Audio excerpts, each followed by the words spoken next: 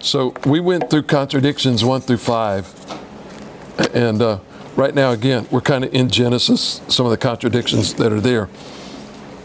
Now, let me start with the first one. And that is this. Remember how everybody talks about how old that Abraham and Sarah was when they had children? Okay? And everybody says, whoa, man, that's amazing. Well, we're going to start right off with the very first one that's more amazing than Abraham and Sarah. It's a guy by the name of Noah, okay? And Noah actually had 3 sons. And what happened was that if you look in Genesis 5:32, is kind of where the contradiction kind of is part of it that is there.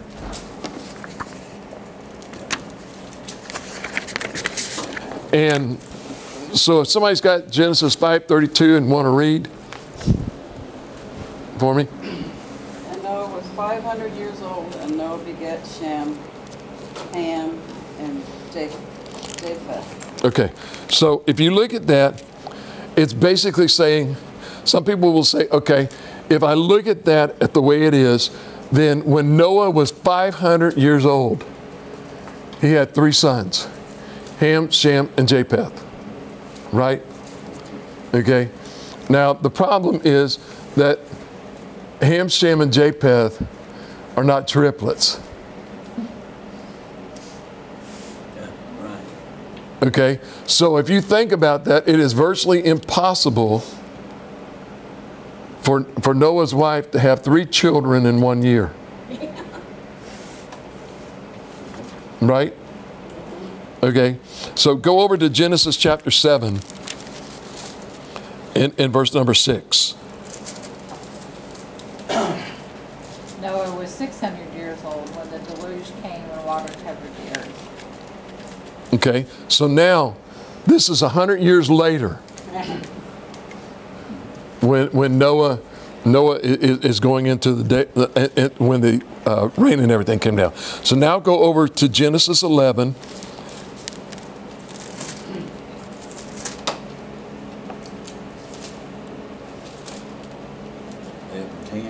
11:10. These are the generations of Shem. Shem was 100 years old and begat Ephraim 2 years after the flood. Okay, so he was 100 years old. Okay, he lived 100 years, and then he fathered Arpachshad 2 years after the flood. Okay, so when you begin to look at this, what's happening is in Genesis chapter 10, you will see that Noah had 3 sons prior to the flood. Okay, it said these are the family records of Noah's sons, Shem, Ham, and Japheth. Then they also had sons after the deluge. Okay, so when you begin to look at these, you got to understand they were not born at the same time.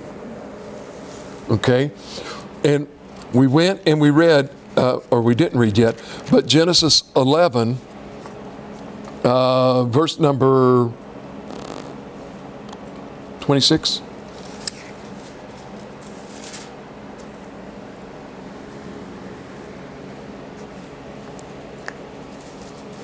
And Terah lived 70 years and begat Abram, Nahor, and Haran. Yeah. So what begins to happen is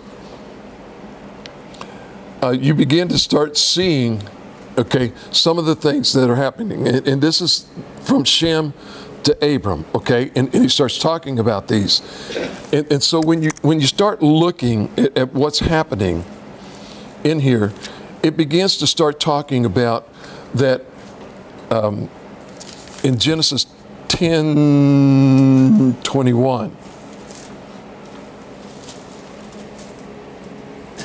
Now look, here it goes. And Shem was with Japheth's older brother, also had children. And he was the father of all the children of Eber, all the way down to Abram, okay? And what you begin to start seeing is, remember what it talked about Shem?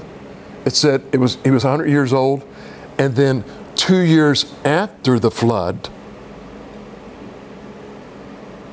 okay, 2 years after the flood, he had a child. So that would, if it was 100 years, okay, 2 years after, then Noah had to be 602 at that point in time. But the Bible said at 500 years that he had 3 sons of Ham, Shem, and Japheth. It also said that Japheth was Shem's older brother. Okay, so you see Japheth is the oldest. That's who was born at 500 years.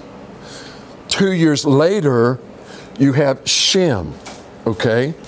And then after that, the youngest one would be Ham, okay? Following in that, in all of this. So we don't know when that Ham was born, but we know one thing: it was somewhere between Noah being 500 years old and 600 years old. But the Bible doesn't tell us, okay? But what you need to look at and what you need to see is when it started talking about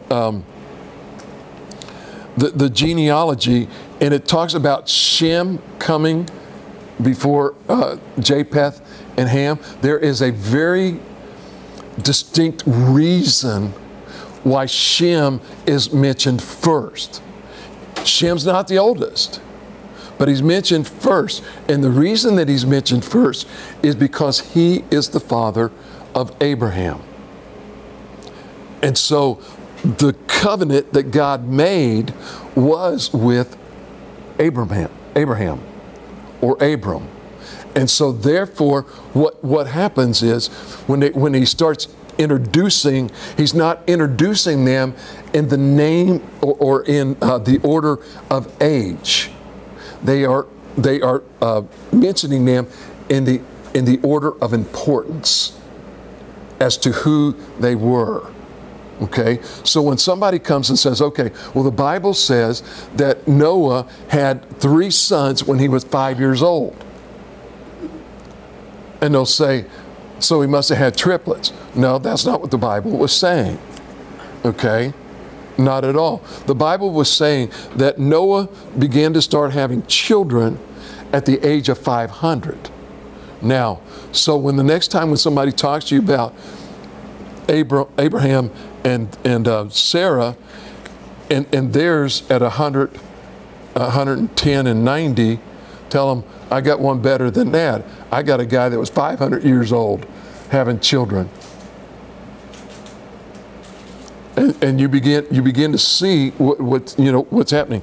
So when somebody tells you that there's a contradiction in the Bible based upon Ham, Shem, and Japheth being born when Noah was 500 years old, you got to take some other verses. And again, you've got to read. Sometimes the Bible is not in there's a room for an understanding. It's not matter-of-factly saying, okay, 500 years old, here's what he had, 3 kids. Okay, he started having kids when he was 500 years old.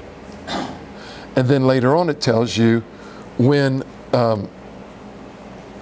Seth was born. And from there, you can automatically get when Japheth, because Japheth was the older brother. And so therefore, Japheth had to be the one at 500 years of age.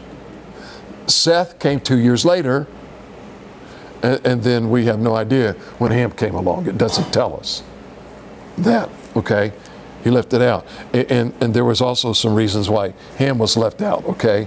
Because why Ham was at the bottom of the barrel, and we'll talk to you about some of those, I believe, as we're coming down through here. So, you understand that one? Okay, that's my three sons. Ham, Shem, and Japheth. Okay? And that's what the TV series was made from.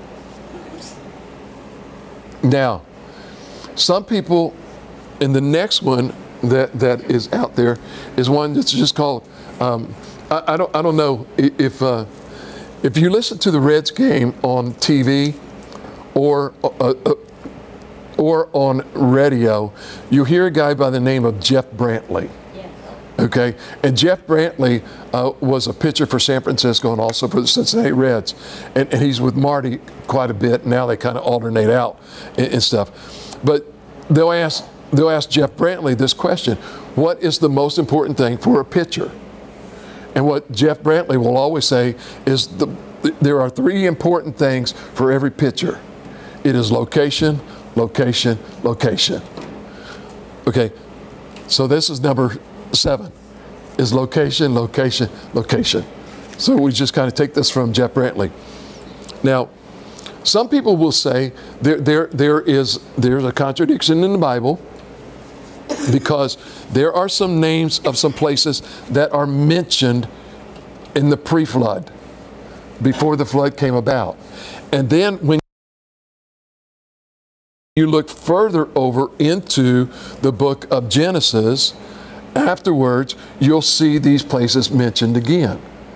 And people will say, well, hey, how can you have a location before the flood when the flood basically took everything out of the equation, and now you've got these same places after the flood? There are absolutely explainable reasonings for this, and some of them can use some of the modern day logic that people would just have that you can use. Okay, so let's start. The first one is a little place called Havilah, which is in Genesis chapter 2 and verse number 11.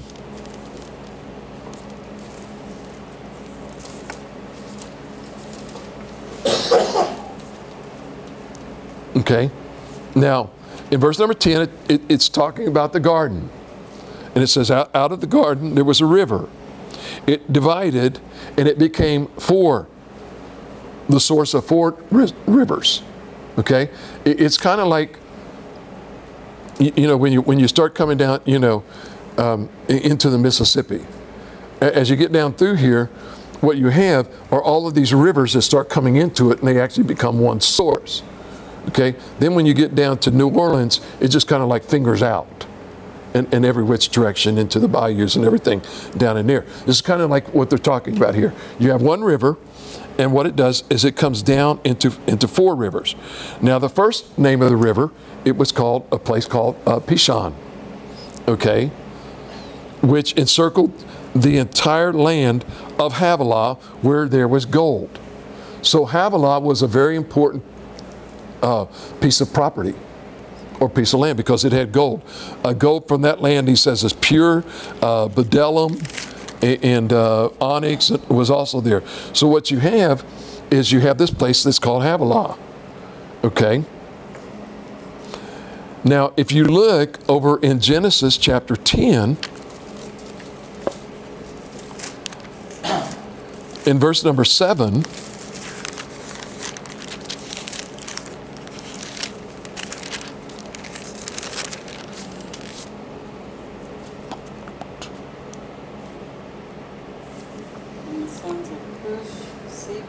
and Havilah and Sabta and somebody else will do it. and Ramah sons. Ramah, Mm-hmm. and Dedan. Dedan. Okay, so when you look at this, what do you see here? You see a son of Ham, which was called Havilah. That's not a river. It's something totally different. Okay, and as I showed you there, that was in verse number 7. Now, if you go down to verse number 29,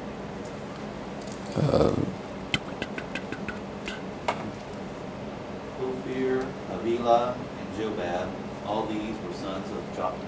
yeah. So what you have is the name Havilah was not the name of a river. Okay, it was the name of Noah's grandson through Ham, And it was the name of his great-great-great-great-grandson through Shem.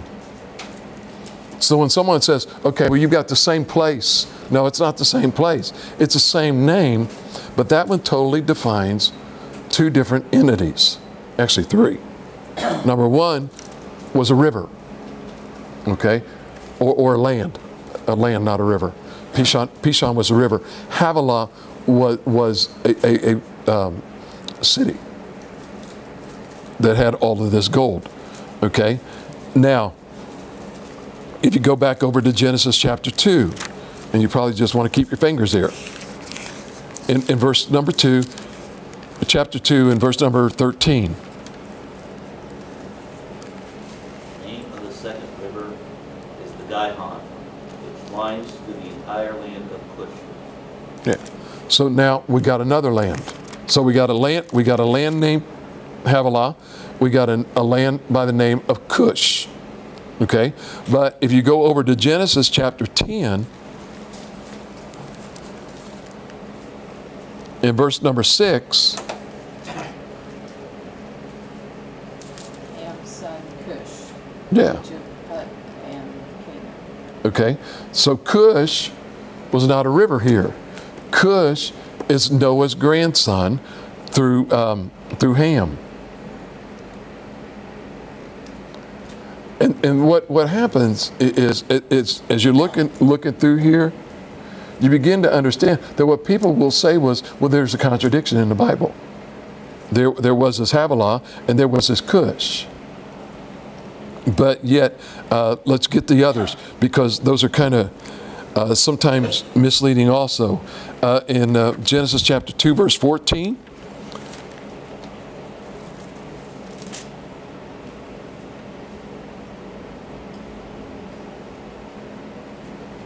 The name of the third river is the Tigris. It runs along the east side of Asher. And the fourth river is the Euphrates. yeah, which flows to the east side of Asher, or in some Bibles you'll see it called Assyria. In some translations, okay, you'll see that. In mine, it says the name of the third river is Edical.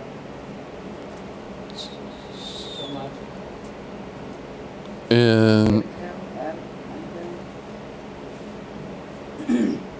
That is it, which goeth toward the east of Assyria. it's Attica. Hiddekel, Hiddekel. Okay. Because actually, when they translate it in a lot of the other ones, they'll actually call it the Tigris and the Euphrates. Okay. It's just like the last one we were talking about Cush. And it says that it compassed the whole land of Ethiopia. Right, and what they will give you, some of them will give you actually the modern names. Okay, and this is where they come from sometimes. When what happens is they'll look at it and say, okay, well that's what it was called in the biblical times. But now if I want to look at it and relate it to today, I'm not going to really find Attica or Asher really. What I'm going to find is the Tigris or Syria, which in Assyria you'll find you find Syria today as you look into these things. Okay, but if you go over to Genesis chapter 10 and verse number 22. Shem's sons were Elam, Asher, Arpachshad, Lud, and Er. Yeah, so you see the name. Again, it's a name of a son. All right, Genesis 2:14.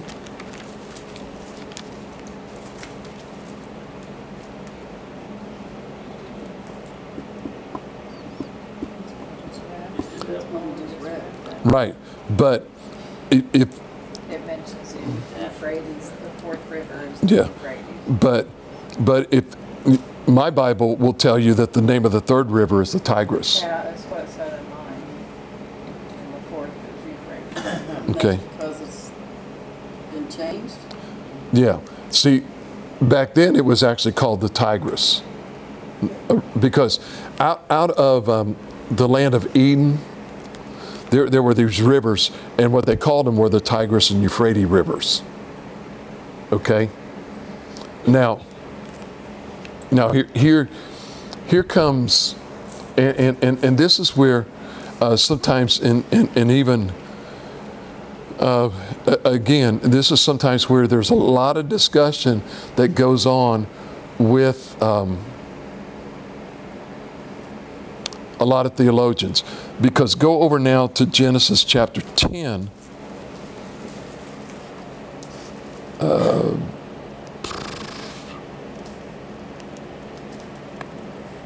What have I got? 10 and 4? And I don't think that That one's... was for the Tigris, the Euphrates is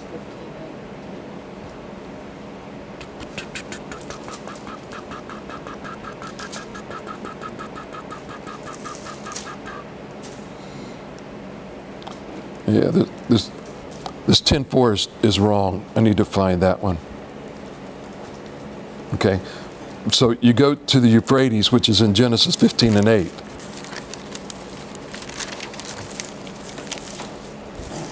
(15, 18), I'm sorry.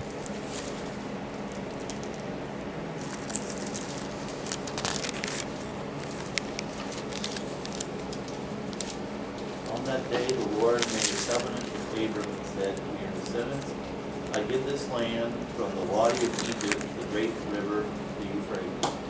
Okay. And so when you look at the Euphrates, now, the Tigris and the Euphrates are two rivers in Iraq today. Okay? Now, and again, a lot of theologians are talking about, you know, this is why the battle is over Iraq. You know, a lot of times people will say, well, the battle in Iraq is this, this, and this, failing to realize that when you start talking about the Tigris and Euphrates rivers, which was the Garden of Eden and everything, and they'll say, okay, this is where civilization began. And when you go over into Iraq, it's a very fertile place. There's a lot of minerals. And again, there was a lot of the fight over the oil and everything else that was over there, okay? And people wanted control. But you got to think about this too. And sometimes, as some people are trying to find the Garden of Eden today. Now you think about this for a minute. Which came first, the Garden of Eden or the flood? Garden of Eden. Huh? The Garden of Eden. The Garden of Eden. When the flood came, what did it do? It covered the whole earth, Yeah. which meant the Garden of Eden would have been covered too. So would the Tigris and Euphrates rivers today be the same Tigris and Euphrates rivers that it was back in the Garden of Eden? Should be. Or could it have been somewhere else? Could be. Because with the flood, it was, Everything kind of got messed up. Yeah. Okay, and so sometimes this is where there's a lot of discussion that goes on. Okay, just because they call it the Tigris and Euphrates today doesn't mean it was the same location as it was prior to the flood. Okay, So after the flood, they could have assumed that one was in Tigris and the other was. Again, it could have been that after the flood, they just decided this is the Tigris and this is Euphrates. There's a river, we gotta name it. We got to name it. And that's what you begin to see. And this is what we're trying to explain. For instance, you got the names of places, the transfer. For instance, there's a name of a place that's called Versailles or Versailles, whichever way you want to call it. Okay. Now there's a place called Versailles in Kentucky. Okay, and there's a place called Versailles in Illinois. And the way that Versailles in Illinois got its name was because the inhabitants from Kentucky went up to Illinois and they inhabited the place there, and they say, well, what are we going to call this place? Well, let's just call it from where we came from. Let's just call it Versailles. But actually, when you begin to also look at it, Versailles is also a very big place in France. And so you had a lot of the French that came over and actually settled along the rivers, and especially in Kentucky and in those areas. And then, you know, up a little bit north, they came and they traveled down. And so they stayed there. So they're naming the cities after the, you know, where they came from. And so after the flood, you got to understand something. All these places are going to have to be renamed. Who's naming them? Well, Noah and his 3 sons, Ham, Shem, and Japheth. And where are they naming it from? They're naming it from places that they knew before. These are the names that I'm familiar with. Okay? It's like the land of Canaan. Okay? That land was what? We talk about, you know, that God says, I'm going to take you over into Canaan. We sing that song, I'm going to Canaan land. Well, where did that come from? It came from one of Noah's grandsons. His name was Canaan. And so they named the land after him. And that's how the Canaan land got its name. The same thing when you start talking about St. Louis, Missouri. St. Louis, or St. Louis, whichever way you want to call it, was named after King Louis IX of France. When the French came down the Mississippi River, they made this settlement, and let's name it after King Louis of France. You know, and so they end up going, you know, from that direction, okay, and saying this. So now, here comes another contradiction that people will give you in Genesis chapter 10 and Genesis chapter 11. Okay, and when you know, it talks about, do they contradict each other based upon the origin of the nation and the people groups? Okay, because when you look at Genesis chapter 10, it says these are the family records of Noah's sons, Shem, Ham, and Japheth. They had sons, and they start giving you all of these guys' names. Okay, then when you go over into chapter 11, it talks about the Tower of Babel. Now, which came first?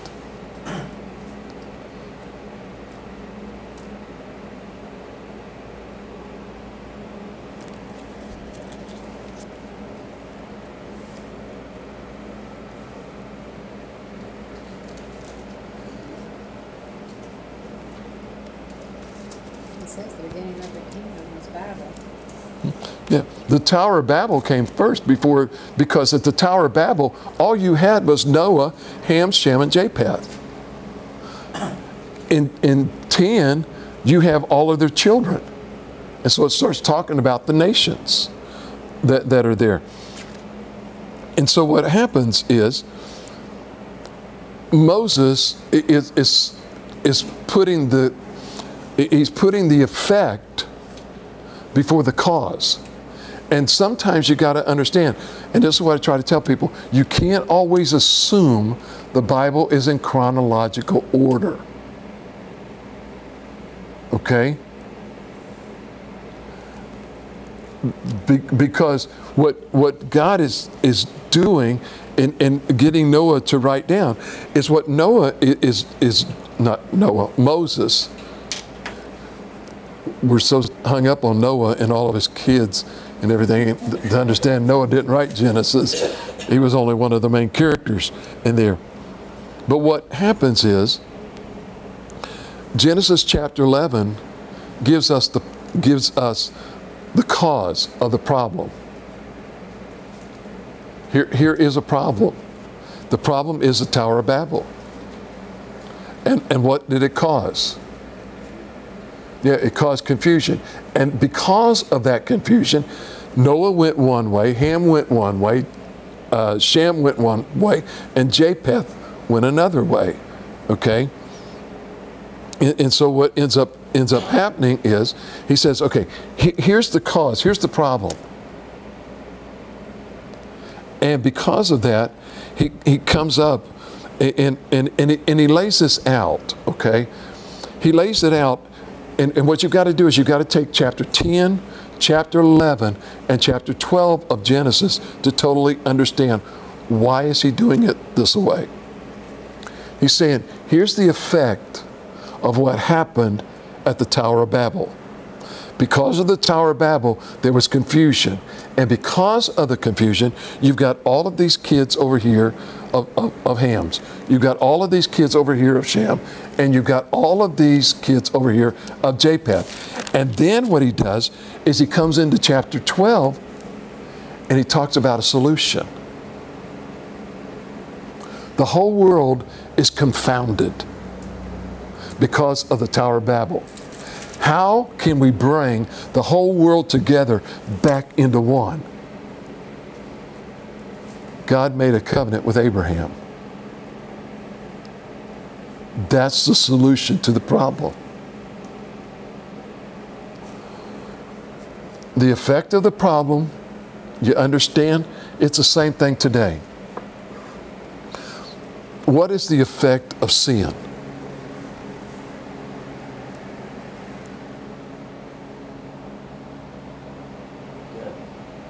Death, no relationship with God, right?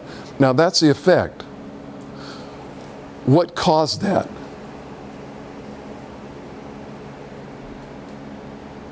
Sin did. Okay? What's the solution to it? Jesus. Here's the problem. The effect of the problem. Okay? I could see all of the sin all around, or I could see the world dying all around me. Well, what caused that? What caused that was sin. So how can I solve that problem? A lot of times you got to understand, we can see the effects of the problem. Okay? That's one thing. But what caused the problem? You've got a flooded basement. I can see that. Well, what caused that?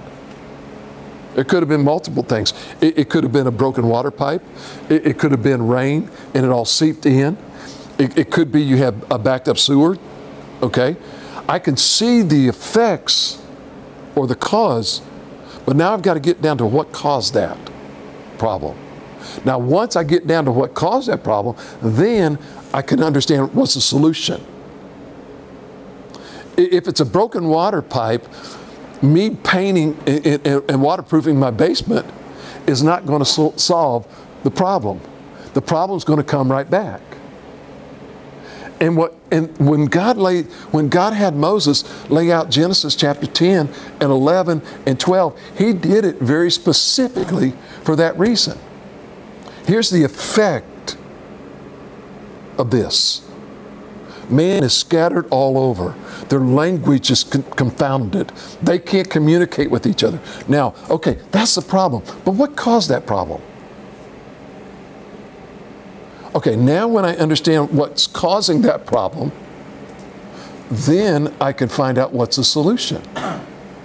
It's the same thing in our lives.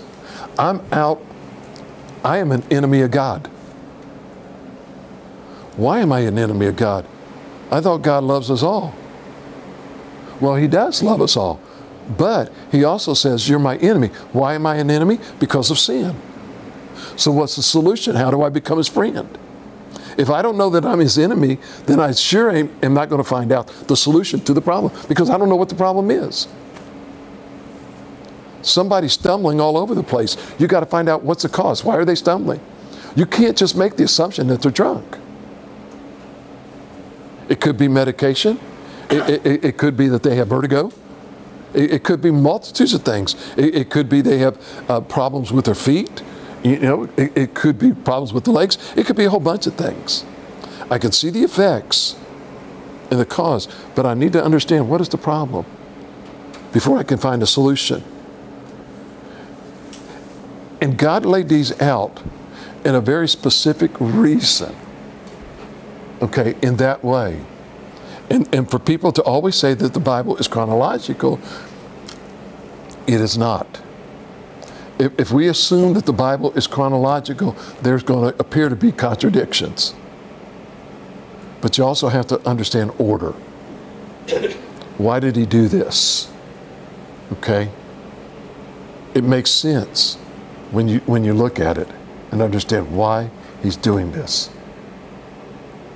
You know, it's like the old adage, what came first, the chicken or the egg? Does it really matter?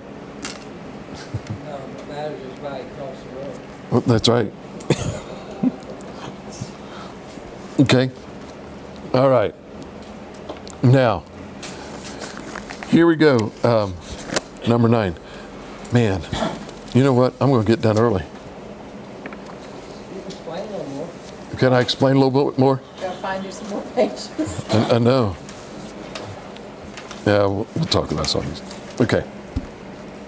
Now, here we go in the Bible. Again, we talked about, huh? A lot of relationships. Yeah, because in the Bible, what you'll see is different scriptures in there.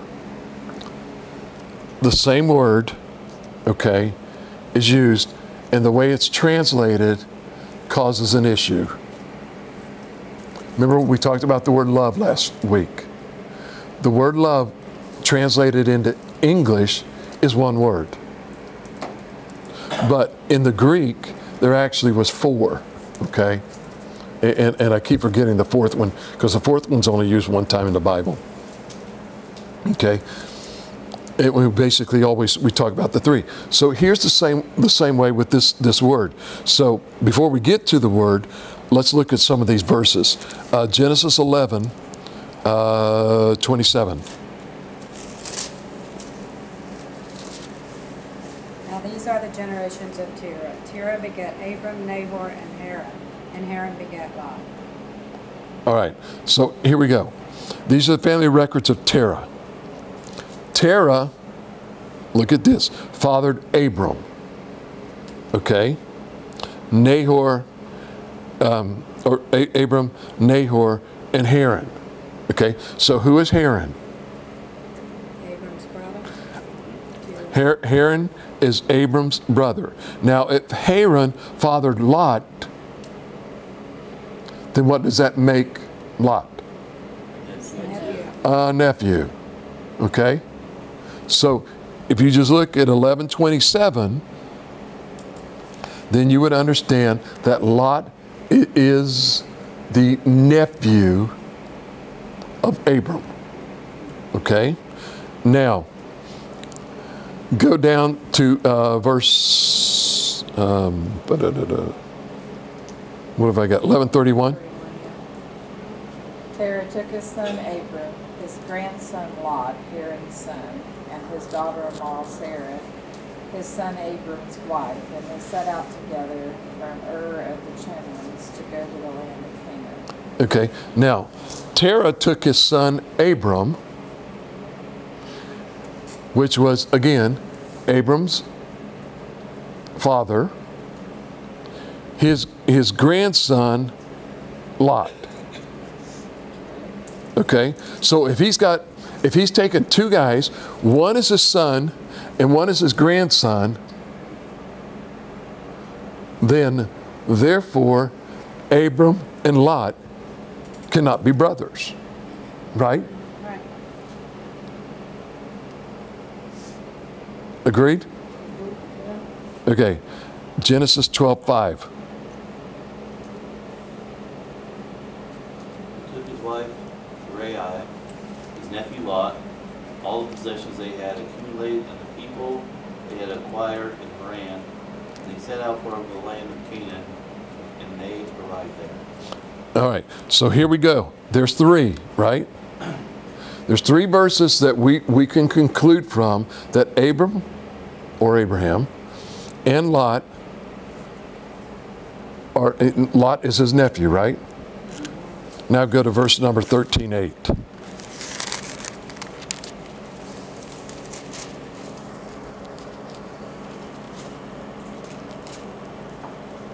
And Abram said to Lot, please let's not have quarreling between you and me, or between your herdsmen and my herdsmen, since we are relatives. Okay. What does yours have? Huh? Maybe brethren. Brethren? Brother. Mm-hmm. Okay. Brother. Okay, so what happened is there's a word in there. It's a Hebrew word, AWKH. That word can be interpreted multitudes of ways. Okay? This can be brother, half-brother, a relative, a partner, or something with a resemblance. So here's what happens. What you end up happening is you've got in the King James, it translated AWKH as brother, right? Brother. Brethren. Or brethren. So he's saying, okay, then this is his brother. And that's what brethren is brother. But yet, let me say this to y'all, and we know that. In the church, what are we? Brothers and sisters. Brothers and sisters. But are we really brothers and sisters? We're brothers and sisters in Christ, but not brothers and sisters in the flesh. Right? So what happens again is it's not a contradiction in the Bible. That's okay. It's a contradiction in the way that the word was translated. But even not even in the way that the word was translated. Because you can translate a word and call it brethren. That doesn't mean that they're brother. But some people will say, well, hold on, the Bible contradicts itself. Because 3 times in there it uses that Lot is his nephew. 1 time it uses it as not a nephew, but it uses it as a brother. But it confuses some people because there was so much intermarriages with cousins and second I mean, I have people that tell me, it's all incest back then. And it was.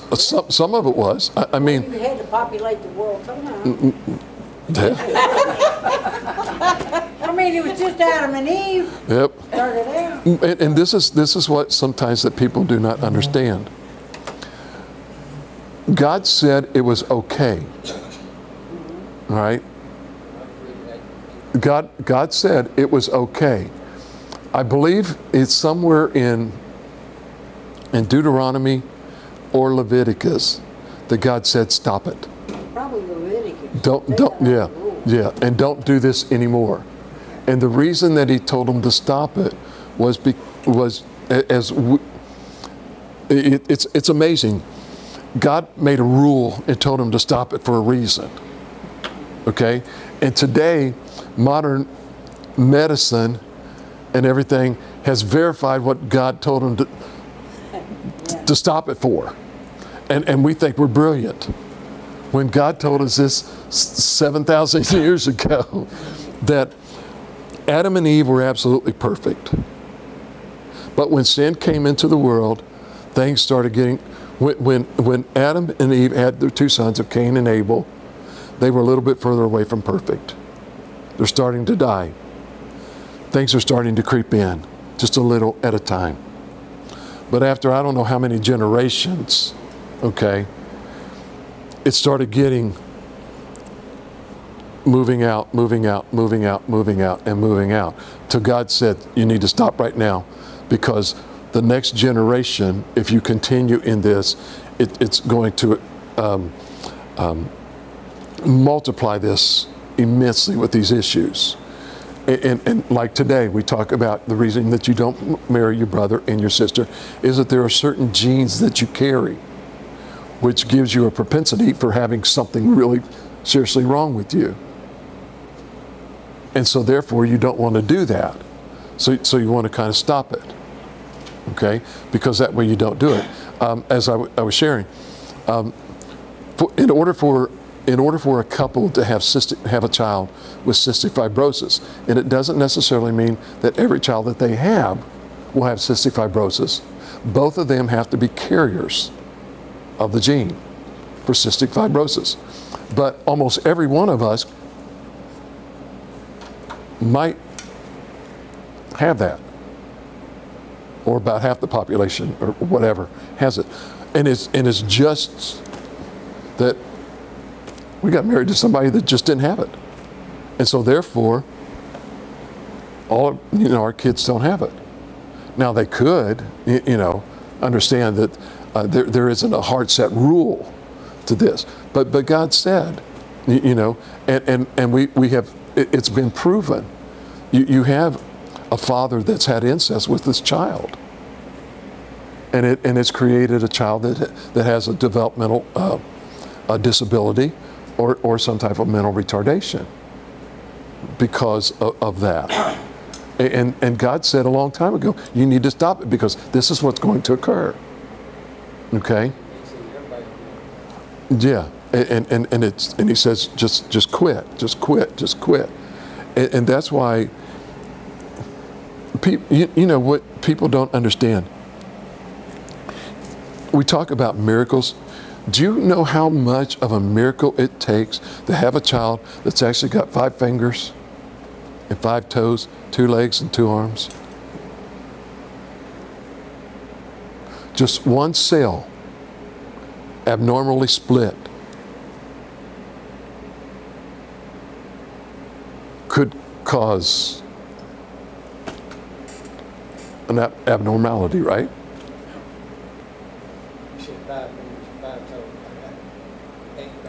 Oh, well, I'm counting thumbs. I count my big toes and my thumbs, But, okay. Yeah, I did say 5 fingers and 5 toes. Yep. But it's a miracle. But again, in this word that is used, it can be a whole bunch of meanings. Okay? And what happened is when they translate it, they translated it as brethren. And some people will say that. And it basically is something with a resemblance. Okay? All righty. Here we go. I'll get done a little early. That's okay. Number 10. Here we go. Left. Ask more questions. No, number 10. This is called left in the dust. Okay? There are some people that will tell you that snakes don't really eat dirt. Okay? People actually argue over that? Oh, absolutely. They will argue with you over that. So therefore, the Bible must be incorrect because they don't eat dirt. Okay? They don't. And we'll kind of explain it. Okay. Now, number 1, it says most people will try to discredit the Bible because a snake today doesn't eat dirt. Well, now the question is, again, was that snake in the Bible that he was talking about the same snake that we have today? I don't know. Because I don't know what that snake was in the Bible. He made the snakes. Because he flooded the earth. So what kind of snake was left? I don't know. But at the same time, you and I all have appendix. What good is it? Just our opinions. It's just absolutely. It becomes infected, and it can cause a multitude of problems. It generally was there because when they would eat, if you would eat a bone, it basically would help to digest the bone. Was what they believed that it was originally there for. Because back then, they didn't have a separation like we could all of the time.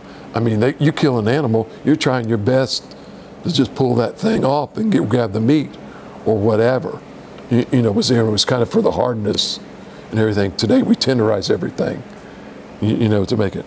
Okay, but here we go. And so I don't know if you know this, so we kind of put this in here to help you. But snakes actually have an organ. It's right inside by their nose. Okay, and this organ it functions as what is called a chemical receptor, and it's called Jacobson's organ. And a snake has a forked tongue for a very good reason. They have the two nostrils. So what happens is when they dart their tongue out, they are searching for food.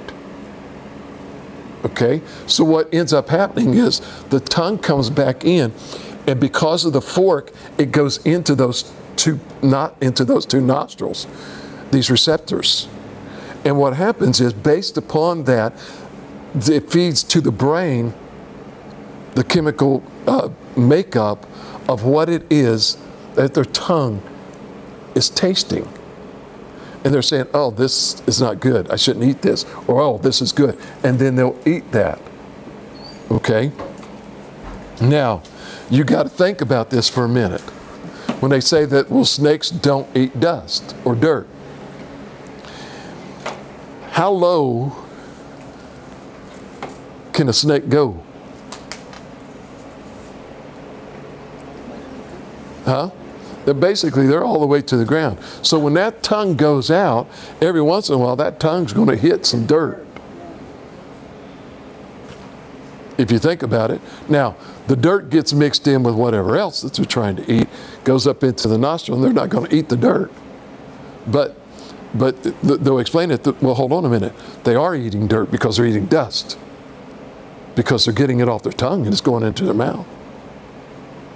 Okay? And this is what I'm saying. People want to just totally say, well, it doesn't happen today. Well, they may not intentionally eat dirt, but they might. Same way with you. You may not intentionally, and this is just off the wall, okay? You may not intentionally eat dog or cat, but if you go to a foreign country, like you go to Vietnam, you don't even ask what it's made of. A dog on a stick. It may be a dog on a stick, you know, or it may be a cat. You don't know. You don't know what it is. Yeah. And so, you know, you may not intentionally do it, but you do it. And this is kind of the same way here, okay? But there was something more important to all of this.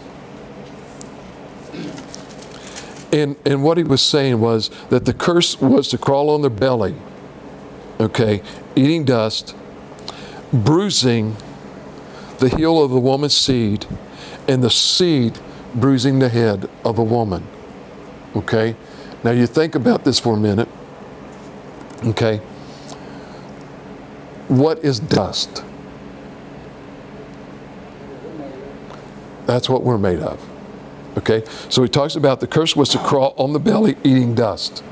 So what, and who was he talking about, this curse? Was Satan.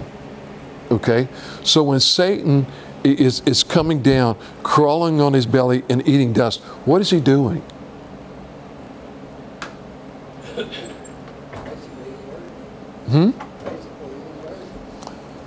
Remember what he said?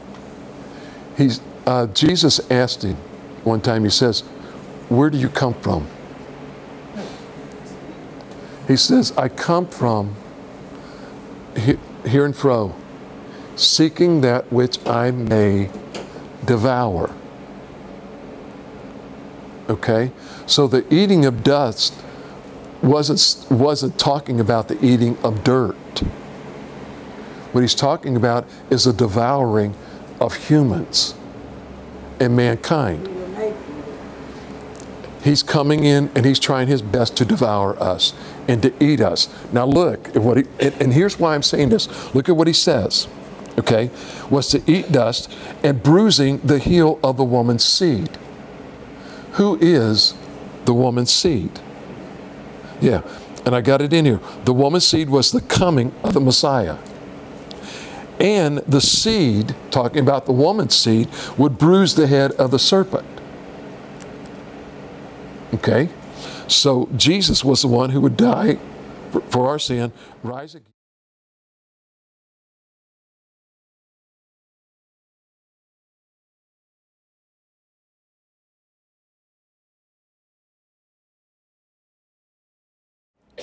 what happens is it's in the translation. Remember, I always talk about a perfect tense of a word. Like, for instance, in John chapter 3 and verse number 16, it said, and we all know, for God so loved the world, right? That he gave his only begotten Son, that whosoever believeth in him should not perish, but have everlasting life. Have everlasting is a perfect tense of the word, okay, of have in John 3:16. And what that means is the perfect tense of the word means I'm giving it to you, I'm going to continue to give it to you, and I will always give it to you. Okay? Now we don't know that unless we know that it's the perfect tense of the word going back to the actual Hebrew that's used. This word here in Genesis chapter 2 and verse number 19, in the Hebrew, where they use the word formed, it is, and I've got it on your papers, it is called the pluriperfect. And the pluriperfect means past the past. So what he's saying was, what he formed was these, which was past the man, or the Adam. So what he's saying is, I created Adam past the animals, or the animals. When he said he formed them, what he's saying is this was past the past, which was, the past was I created Adam, and the past before that was the animals.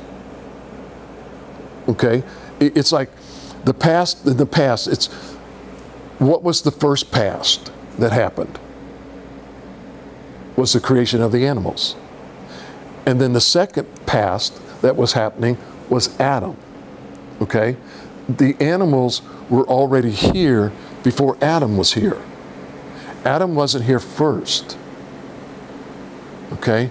What we would look at it is, the way we would read this is that the past number one was Adam, because he brought the animals, he formed the animals and brought them to Adam to be named, based upon the way we read English, okay?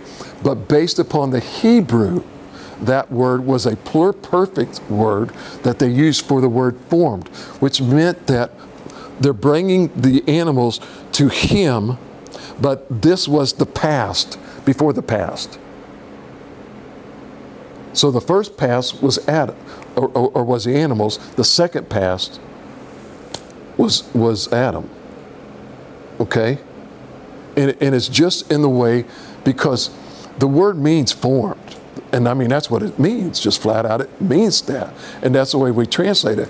But the problem is, it should have been like formed first, or he made them first, and then Adam came, and then he brought the animals to Adam for Adam to name, because Adam was created later.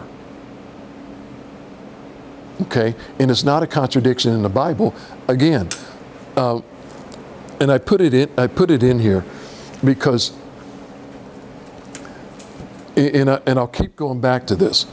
There were two guys that translated the Bible into English prior to the King James. Okay? One was Tyndale, and the other one was Wycliffe. Tyndale looked at the word, okay? And again, the problem arises sometimes is when, I got 5 minutes, okay? I've got this book. I've got this book here. It's a Holy Bible. It's a New Testament. Okay? Now, the Bible was written in Hebrew and in Greek, right? So I've got the New Testament. That means this is in Greek, right? Okay. So now, in 1611, they translated this into English. Okay? Now today, they're going to take this, let's just say they started from this, which is, they're going to start from an English copy, which was translated from the Greek. And now I'm going to translate that into Spanish. It's not going to read the same. And then let's say I want to take that English Bible that was translated into Spanish, and now I want to translate it into Chinese, which is totally different. Okay? Now I want to take that Chinese translation and now translate it back into English. Do you think that that Chinese that was translated into English is going to read the same as that English that was translated into Spanish that was translated into Chinese? No, it loses some in the translation because of the way. And so what Tyndale and them did was they weren't going to the Latin Vulgate Bible. They were actually going to the Greek and to the Hebrew. Now the problem was, and I have to remember this because I can't remember which one comes first. I want to say Wycliffe came first. Wycliffe did not completely translate all of the Bible into English. He had it started and he died. And Tyndale came along, I believe it was, and picked it up, and then he translated it. Okay? But when King James came along and authorized these guys to translate it, they didn't take Tyndale's and Wycliffe's work. What they did was they took the Latin Bible, which is what they had in that day and age, was the Latin Vulgate, and they translated that into English. And that's why sometimes the words get mixed a little bit, because it's a translation of a translation. Okay? Kind of like us telling a story that somebody told us to somebody else that always translates different. Different. And that's why a lot of people are saying, let's go back to the original Greek and the original Hebrew. And that will stop a lot of this here. And it's not because it's a bad translation. Don't get me wrong. That's not what I'm saying. I'm not saying it's a bad translation. What I'm saying is the word formed used here could be completely different in 1611 than it was here. They knew what the word meant back in 1611. But the problem is, it's changed. And it's not used in the same context today. I've heard that argument that, you know, it's been, how can you build your life around what it says here when it's been translated and changed and, you know, from the original? The way that I build my life, and this is what you need to tell people, I don't build my life around the translation. Okay?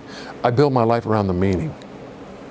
Because the meaning of what God said will never change. I don't care whether you've translated that into English, Spanish, German, or whatever. The meaning is the same. You can translate it 89 different times, but the original meaning of what God meant, that is the same, consistent. So what you got to do is look at the consistency of, is this consistent with what God would say or God would do? Okay? And because number one, God does not contradict himself. And so therefore, when these people start telling you that these are contradictions, it can't be. Number one. That's where you got to start from, is it can't be a contradiction.